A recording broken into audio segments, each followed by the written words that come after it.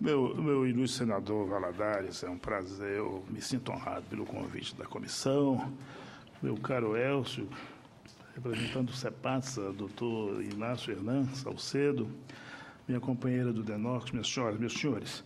Bem, o tempo é curto, eu havia preparado umas planilhas, de qualquer modo, eu as salvei aí no computador, estão à disposição dos senhores, mas eu... Bem, meus senhores, nós levamos 450 anos para entender que a seca não é apenas um fenômeno climático, de ordem natural, mas é um problema de ordem econômica e social. Foi preciso que surgisse Celso Furtado, nos anos 60, para dizer esse óbvio ululante da expressão de Nelson Rodrigues. Ontem, como hoje, o problema do semiárido, como tal, é o problema da agricultura de subsistência, que é o elo mais fraco da cadeia produtiva regional. Esse é que é o grande problema. Não, tudo bem. Isso aí é outra coisa. Esse é que é o grande problema do semiárido, é quebrar, é fortalecer esse elo produtivo, né? Selecionando áreas dinâmicas e, enfim, com base aí no que se falou, zoneamento agroecológico, zoneamento econômico, incentivar realmente aquelas culturas viáveis e que agridam menos o meio ambiente, os solos e a demanda por água, solo e etc., né? Agora, falar em agricultura de subsistência diante do progresso da ciência e da tecnologia é uma coisa assim, um tanto quanto, né? Porque nos anos, há muito tempo atrás, os cerrados não eram imensos desconhecidos. E, no entanto, graças às pesquisas da Embrapa, as pesquisas da ciência e tecnologia aplicada, os cerrados se transformaram no que são hoje, em áreas dinâmicas de vastas regiões do Nordeste, do Sul, do Piauí, do Maranhão e do DENOX. Portanto, esse problema de baixa produtividade, hoje ela é um conceito um tanto quanto superado, porque há soluções técnicas disponíveis para vencer tal realidade. É uma questão de querer. Tá, os exemplos aí de Israel, cuja área seca é mais da metade de Sergipe, tá, o exemplo da Califórnia, dos desertos da Califórnia, enfim. Eu vi plantações em pleno deserto do Dubai, do Kuwait, lá perto de Doha, né, do Catar. Então, problema de decisão política, e não se faz desenvolvimento regional sem dinheiro. Essa que é a realidade nua e crua. O semiárido é a região brasileira mais diagnosticada do mundo, talvez. E a Biblioteca da Sudene é o maior repositório. Ilustre senador Armando Monteiro, lá de Pernambuco, é uma honra tê-lo aqui na plateia. É uma das maiores bibliotecas do mundo, que nós estamos em processo de digitalização para colocar à disposição do mundo, do Brasil e do mundo, da comunidade acadêmica e dos pesquisadores. O DENOX, está aqui do meu lado também, dispõe de um grande acervo. E, apesar disso tudo, nós estamos na mesmice, né? Quantas as soluções já foram apontadas há muito tempo. Essa que é a dura realidade, que não adianta esconder. Diagnóstico, estudos, pesquisa, nós temos à vontade. Caminhos apontados nós temos, falta a vontade de percorrê-los. As pressões demográficas, né, sobre água, solo, né, isso terminou com que a seca também passasse a ser um problema não só de ordem econômica e social, mas também ambiental. Né? Esse é que é o grande problema do desenvolvimento sustentável, né? Essas pressões demográficas, né? E, diante disso, o que é que resta para o Nordeste e para o semiárido? Resta bem claro de que o caminho do desenvolvimento do Nordeste é a indústria de transformação, né? Como motor da economia, ao lado do agronegócio, nas áreas dinâmicas, da mineração e do turismo. Essa que é a visão da Sudene. A seca é um problema conjuntural, estrutural, não é conjuntural. É conjuntural quando falta de chover 1 ou 2 meses na Amazônia, ou às vezes no Rio Grande do Sul, mas isso não afeta estruturalmente a economia, afeta conjunturalmente. É um fenômeno passageiro, né? Essa é que é quando, na realidade, a seca do Nordeste tem que ser tratada, não é uma coisa estranha ou superveniente, ela integra a própria história da região e o seu processo de devastamento e ocupação econômica. Bem, é preciso, pois, diante disso, que os problemas da seca, a solução dos problemas da seca, na visão da Sudene, passa pela lógica do desenvolvimento do Nordeste como um todo. Essa é a questão. O INSA tem bons estudos, aqui o CEPATSA, a Embrapa, tudo aí. O meu ilustre senador e querido conterrâneo Elton Dias, é um prazer tê-lo na nossa plateia. Bem, o Nordeste, como eu disse, é uma região super diagnosticada e conta com um sem número de programas e projetos. Se eu fosse elencar aqui, dava uma lista de Schindler. Projeto Padeciso, Projeto Sertanejo, Projeto Conviver, Projeto Nordeste, PCPR, PAP, imenso. Você elencaria 20, 30, 40 grandes projetos. E na autorizada palavra de Otomar de Carvalho, né, no Nordeste, mesmo as chamadas ações permanentes, são transitórias. E que seu caráter vacilante, determinado por questões conjunturais, aproximam-nas das ações emergenciais. Essa é que é a história. Emergenciais. Transitórias porque nunca se realizaram por inteiro, de acordo com seus objetivos e metas, e frequentemente redirecionadas, não para aperfeiçoamentos, mas, na maioria das vezes, para atender a meros caprichos políticos. A maior participação da sociedade, no entanto, está a indicar que o conflito entre o permanente e o emergencial no Nordeste pode chegar ao fim. Essa que é a esperança da Sudene. Infelizmente, apesar da seca não ser estranha ou muito menos superveniente ao Nordeste, nós não temos até hoje um programa de combate à seca ou de convivência com a seca, definido em caráter proativo, em caráter permanente, como decorrência de um planejamento. As ações são reativas, né, e não proativas. O calor da hora que determina o surgimento de instrumentos. E, às vezes, instrumentos inspirados, apesar do calor da hora, ou às vezes o brasileiro gosta de improvisar. O grande improviso, por exemplo, foi o Bolsa Estágio, foi a criação do calor da hora que, felizmente, deu certo. Mas, já que a seca é inerente à realidade nordestina, nós temos que pensar numa política permanente, reativa, proativa, planejada e pensada. E depois, quais feriu o caminho? Eu vejo que o nosso senador falou da restauração do DENOX, ótimo, isso é importante, a Câmara fez um trabalho, eu tenho a publicação, a seca, mas uma visão muito esquemática, muito unidirecionada, porque nós não podemos começar a construir a casa pelos braços ou pelas dependências, tem que pensar na estrutura. Então, é preciso reestruturar e revitalizar todos os órgãos, direto ou indiretamente, relacionados com a problemática do desenvolvimento regional e da seca. É importantíssimo revitalizar o DENOX, é importante, mas e a Sudene, que é o órgão que tem por função pensar o Nordeste, tem por obrigação reinserir a economia do Nordeste na economia, no mercado nacional e na economia mundial.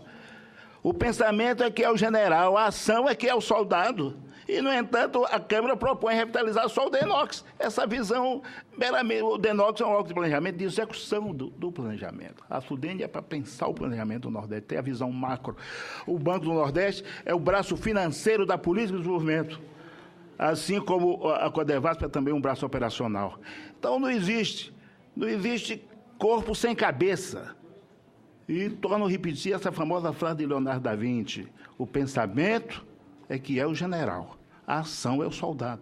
Porque a cada pensamento precede um sonho. Já dizia São João Evangelista, né? O sonho é que se materializa em pensamento, o pensamento é que vai para a concretude da ação. Bem, além dessa questão aqui, precisamos também revitalizar os mecanismos de financiamento do desenvolvimento. Nós estamos destinando não sei quantos bilhões, 20 bilhões para a Amazônia, lá para qual é o nome lá? A Zona Franca de Manaus.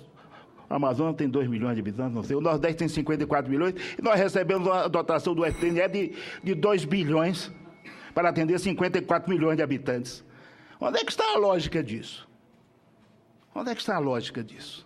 Todos nós temos direito ao desenvolvimento. O problema do Nordeste é diferente de qualquer outra região não desenvolvida do país, porque as regiões como o Norte, o Centro-Norte, o Centro-Oeste, não desenvolveram ainda, porque não foram ainda ocupadas economicamente.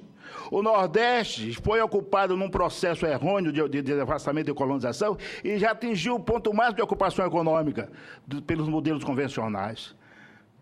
Então, é a grande diferença.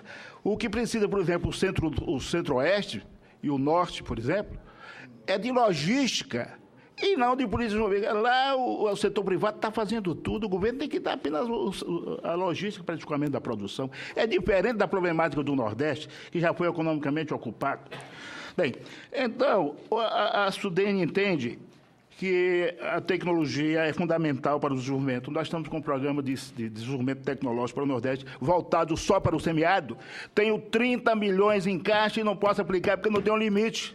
E mais 46 que o Ministério do Planejamento meteu a mão do ano passado. Eu tenho 76 milhões para pesquisa, ciência e tecnologia e não posso aplicar porque não dá um limite. Porque cão que tem 2 donos, como se diz no Nordeste, morre de fome. Porque a SUDENE é vinculada ao Ministério da Integração e tecnicamente integra o sistema de planejamento. É o cachorro de 2 donos. Vai morrer de fome. Essa que é a história. Ou se revitaliza a SUDENE ou se extingue a SUDENE. É um faz de conta, meus senhores. Essa é um grande faz de conta que eu comuniquei às lideranças do partido, do PT na Câmara, do PMDB, comuniquei ao ministro e às lideranças responsáveis, e que essa que é a grande realidade.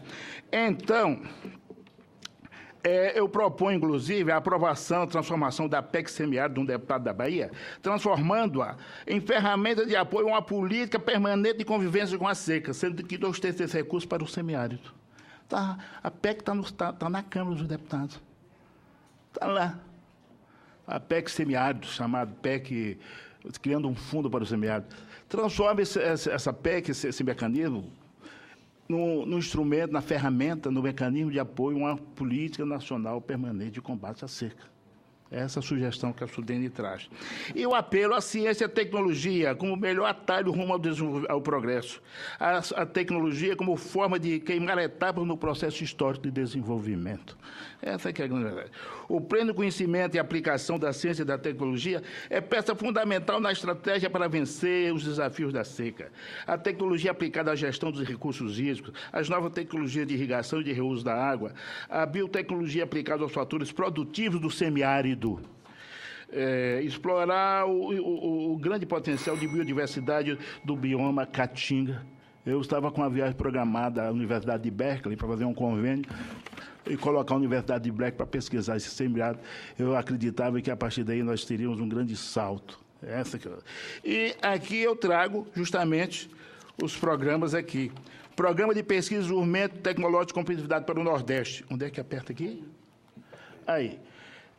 Apoiar programa de pesquisa na área de biotecnologia aplicada à indústria, à agropecuária, aos recursos naturais, à saúde do semiárido, um custo de 20 milhões em 4 anos, 4 ou 5 anos, 3 anos.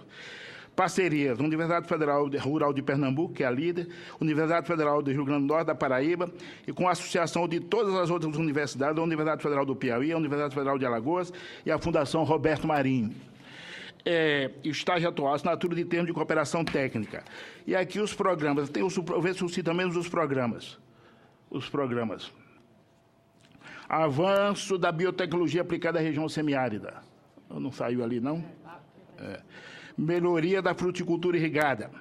Avanço do conhecimento em energias de fonte solar e de biomassa. Melhoria da agricultura familiar e do pequeno produtor agropecuário. Desenvolvimento e inovação tecnológica em fármacos e medicamentos obtidos diretamente das espécies vegetais, terrestres e marinhas do Nordeste brasileiro. E desenvolvimento e aplicação de novas metodologias de combate ao analfabetismo. Ou seja, nós estamos com uma espécie de telecurso para o produtor rural do semiárido, aquele cidadão de pé rachado, que em vez de só produzir 20 sacos de farinha, podia produzir 50.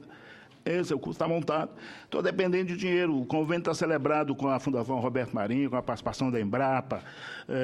Eu tenho outros convênios celebrados com a Embrapa, de produção de trigo irrigado no Cerrado Piauiense e Baiano, e com a perspectiva de nós produzirmos de 7 a 9 toneladas de trigo por hectare, quando a média nacional é 2 toneladas, e o maior produtor é o Paraná, com 4 toneladas. Essa pesquisa é fundamental para nós provocarmos uma nova revolução agrícola no Cerrado. No entanto, está emperrado por falta de recurso. Está tudo aprovado bonitinho, destaque assinado, mas não tem o limite. Tem o dinheiro em caixa, 70 milhões, e fica por isso mesmo. Fica por isso mesmo. Bem, a Sudene tem em carteira, pena que não tem falado da Sudene, a Sudene tem em carteira mais de 22 bilhões de projetos firmes. Nós temos em caixa 900 milhões de reais. 22 bilhões. Quer dizer, a sociedade entendeu a nova função da Sudene. A Sudene não quer viver de passado. A Sudene já cumpriu os seus desafios, tem que cumprir agora novos desafios. A Sudene tem que encontrar meios práticos para objetivos concretos. Essa que é a grande realidade, a grande necessidade da Sudene. Mas é preciso que haja uma decisão política de revitalizar e de fortalecer a Sudene, sem o que nós vamos cair na mesmice. Vamos cair na mesmice de o Nordeste crescer, mas se nós compararmos a participação do Nordeste no PIB brasileiro, os chamados 13%. Há 50 anos que o Nordeste participa com 13% do PIB nacional. Se o Nordeste efetivamente tem avanços, mas o Nordeste sofre, está dentro de uma armadilha, porque nunca passamos de 13% do PIB. Enquanto isso, está se criando um grande polo petroquímico, metalúrgico, automotivo no centro-sul do país, que é quem realmente alavanca a tecnologia, é quem realmente alavanca a economia, tem uma atuação no espectro econômico do país como um todo. E isso é uma ameaça visível de recrudescimento das disparidades regionais. Esse é que é o grande desafio. Ou se torna efetivo, ou se internaliza, de fato, os conceitos da Política Nacional de Desenvolvimento Regional, iniciada no governo Lula e retomada ainda no governo Dilma, mas, infelizmente, esse discurso da PNDR não foi internalizado por vários segmentos políticos, intelectuais e dos formadores de opinião. Continua apenas um belo discurso, mas é necessário que haja uma internalização efetiva da PNDR, e já é que o artigo 165, parágrafo 7 da Constituição Federal, é letra morta, não se regionaliza o orçamento, que está numa disposição expressa, que independe de regulamentação da Constituição de 88, urge, então, que se regionalizem os grandes programas nacionais. Vamos regionalizar o PAC, vamos regionalizar o Programa Nacional de Logística, o Programa Nacional de Ciência e Tecnologia, enfim, os grandes programas. Ou seja, 30% no Nordeste em função da sua população. Seria a solução. Já que não se aplica a Constituição Federal, o artigo 165, parágrafo 7, que determina a regionalização do orçamento, é letra morta, apesar de ter sido recebida com aplauso naquele tempo a bancada do Nordeste concedeu aumentar mais 2 deputados para São Paulo e mais não sei para onde, para poder negociar a aprovação dessa emenda, e, no entanto, ela se tornou letra morta. Meus senhores, eu deixo aqui à disposição dos senhores o que nós apresentamos aí, tem o detalhamento dos subprogramas, na esperança de que, nessa Casa dos Estados, com a presença do ilustre senador Valadares, esse guerreiro senador de Sergipe, do nosso Armando Monteiro, esse homem que é do Nordeste, mas tem uma visão dos problemas nacionais, e do meu querido senador Wellington Dias, o homem que veio lá do sertão e hoje ocupa uma posição de projeção no Piauí e no cenário político nacional, é uma forma de que, de qualquer forma, há mobilidade social no Nordeste e no país. Muito obrigado.